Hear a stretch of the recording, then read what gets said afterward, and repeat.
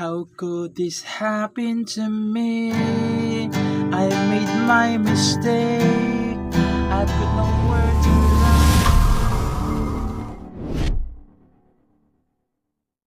Hello mga ka-idol! So ngayon meron na naman akong ituturo sa inyong magandang kanta. Yung title pala nitong kantang ituturo ko ngayon sa inyo ay yung Untitled by Simple Plan. So itong kanta na to is wala siyang bar chord. Okay? So easy chords lang yung gagamitin natin dito sa kanta na to. Now, so dito muna tayo sa strum. Yung strumming pattern natin is magiging dalawang klase. Okay? So magiging dalawang klase. So yung una, ganito lang siya.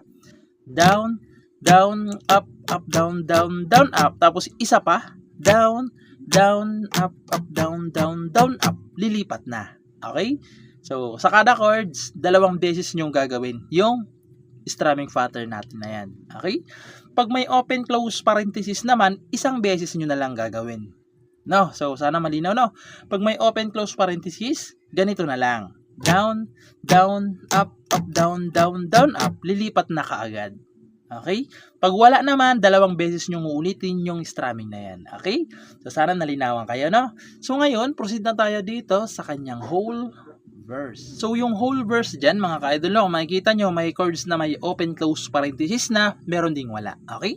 So, sasabihin ko na lang kung may open or wala, no? So, ang chords dyan is E minor na walang open-close parenthesis agad. Okay? Wala yan, ha? So, yung E minor, fifth tsaka fourth string lang sa second fret. Okay? E minor, walang open. G, walang open. So, yung G, first, second, fifth tsaka sixth. Okay? G, tapos E minor ulit na walang open. Okay? Pagkatapos niyan, diyan napapasok yung G ulit, pero may open close parenthesis na. Okay? G na may open. Tapos D na may open din. So, yung D, first string, second string, third string. Okay? D na may open. Pagkatapos niyan, yung sa baba na chords naman. So, binaba ko yan kasi medyo mahaba-haba yung chords nito, pero mga basic lang naman. Yung sa baba naman, may open close parenthesis pa rin na C. So, yung C, second string, fourth, tsaka fifth. Okay, ayan. C na may open. D na may open. E minor may open. G may open. Tapos C ulit may open. D may open. Okay? So, kung makikita nyo dyan, tatlong chords lang yung walang open-close parenthesis. Okay?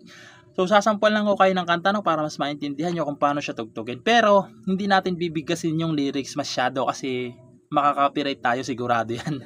So, alam ko na makaka-copyright kapag kinantahan natin siya ng tama or nung buong lyrics. So, ganito siya kapag kinantahan. No? So, para lang maintindihan nyo yung tunog niya. No?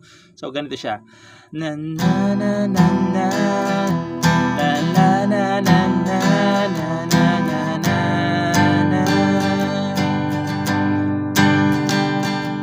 I can remember how la la na na na na lying here tonight. Doon sa baba. Instead na la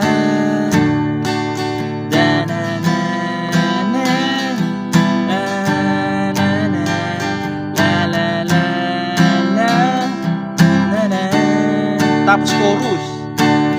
How could this happen to me? Papasok na yung chorus. Okay? So, pagpasensya nyo na kung hindi natin binibigkas yung lyrics niya, no? Kasi, karamihan sa tutorial natin kapag binibigkas yung lyrics, nakaka-copyright, no? So, kaya ganun na lang yung gagawin natin para ang ano lang naman mas maintindihan nyo yung tunog, no? So, ngayon, doon na lang tayo sa kanyang chorus.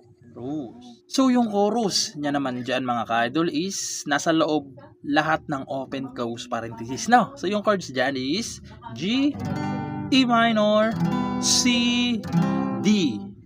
Okay? Yung apat na chords, 2 times nyo munang gagawin. Pag nagawa nyo sila ng 2 times, pupunta kayo ng isang G. Okay? Na may open close parenthesis rin. So, ulitin ko yung chorus, may open close parenthesis lahat. No? So, ganito siya kapag kinantahan, no? So, hindi lang natin ulit bibigkasin yung lyrics para iwas copyright tayo, no? So, ganito siya kapag kinantahan. How could this happen to me? La la la la la la la la la la la la la la. Isa pa, ulitin nyo lang. Na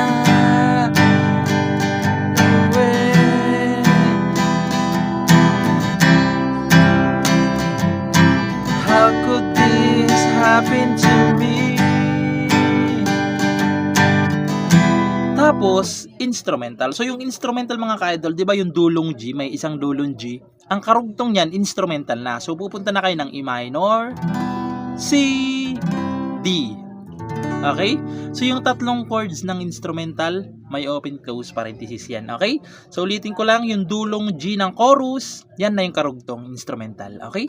So, yun lang. Sana naintindihan nyo at nagustuhan nyo. No? So, sa mga nag-comment dyan ng request, so, antay-antayin nyo lang kasi kinakabisado muna natin yung lyrics, no?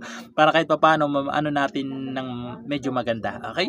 So, yun lang. Sana naintindihan nyo at nagustuhan nyo itong tutorial natin at good luck sa bago yung matututunan.